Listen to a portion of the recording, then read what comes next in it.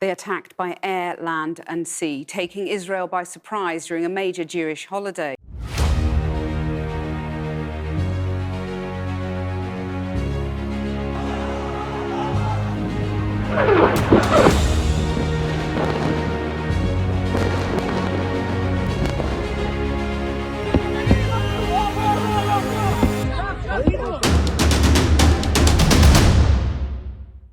On October 7, 2023, the conflict in the Middle East escalated as Hamas initiated a devastating surprise missile attack on Israel.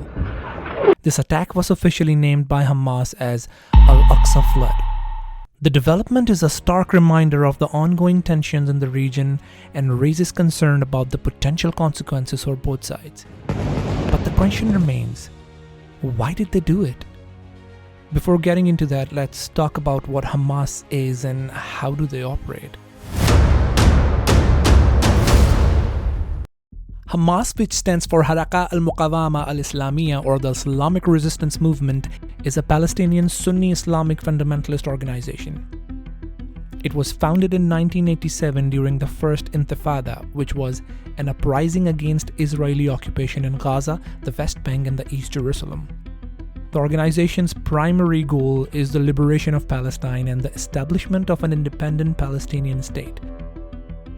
Hamas operates under the belief that the land of Palestine is an Islamic waqf, an endowment, and that it is forbidden to relinquish any part of it. Hamas operates not only as a militant group but also as a socio-political organization. It provides various social services including healthcare, education, and welfare programs to the Palestinian people. This has helped them to gain support among certain segments of the population, particularly in Gaza where they currently govern. On the military front, Hamas employs guerrilla warfare tactics and asymmetric warfare against Israeli forces. Their tactics include rocket attacks, suicide bombing, and occasional ground incursions. They have utilized a sophisticated network of tunnels and extensive use of propaganda to further their cause. In terms of international relations, Hamas is considered a terrorist organization by numerous countries, including the United States, the European Union, and, of course, Israel. However, some countries and organizations see them as a legitimate resistance movement fighting for the rights of the Palestinian people. On October 7, 2023, we witnessed another attack by Hamas on Israel, as they continued to push forward with their mission to liberate Palestine from Israel's occupation. Hamas has stated that their attack was driven by deep-seated frustration resulting from Israel's policies, particularly recent incidents of violence at the Al-Aqsa Mosque in Jerusalem. However, their grievances extend to the broader mistreatment of Palestinians and the continued growth of Israeli illegal settlement in the West Bank. Israel's response to Hamas's attack was marked by extensive use of force through devastating airstrikes. The airstrikes by Israel resulted in extensive devastation and loss of thousands of innocent lives in Gaza, including several hundred children. We are hearing from the Gaza Health Ministry that the death toll in this hospital blast has risen to at least 500. In response to Hamas's attack, Israel placed a complete siege on Gaza Strip. And Israel is keen to destroy Hamas at all cost. While Israel has the right to self-defense, many view Israel's actions as going way beyond a military response, considering them a potential war crime and crime against humanity due to the devastating impact on civilian population. Israel has the right to defend, but it has to be done accordingly with international law, and some decisions are counter this international law. However, the international community, especially Israel's Western allies, have largely supported Israel's actions. We're with Israel. Let's make no mistake. The way Western media has been handling this conflict shows nothing but hypocrisy.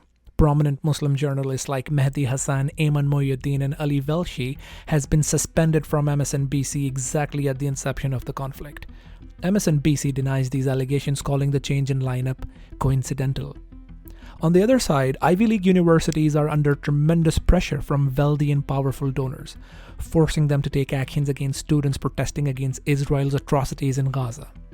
It is important to know that the students are not supporting Hamas. They are speaking out in favor of Palestinian people who are being brutally killed by Israeli defense forces in the name of self-defense. But the powerful elite is pushing against that. So much in the name of freedom of speech. While Hamas initiated the attack on Israel and there has been a huge loss of lives in Israel, It is important to know the history and why Palestinians and Israelis got to this point. This incident should not be evaluated in isolation.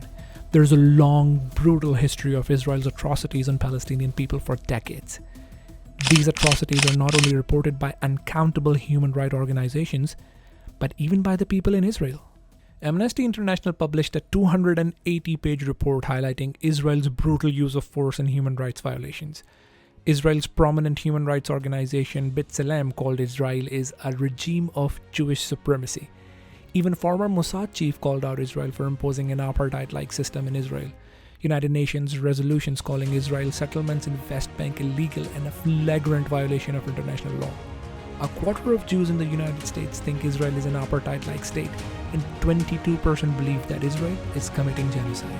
The fact is, Judaism does not accept Zionism. We cannot accept Zionism. The state of Israel is not a Jewish state, and they don't represent Jews or Judaism.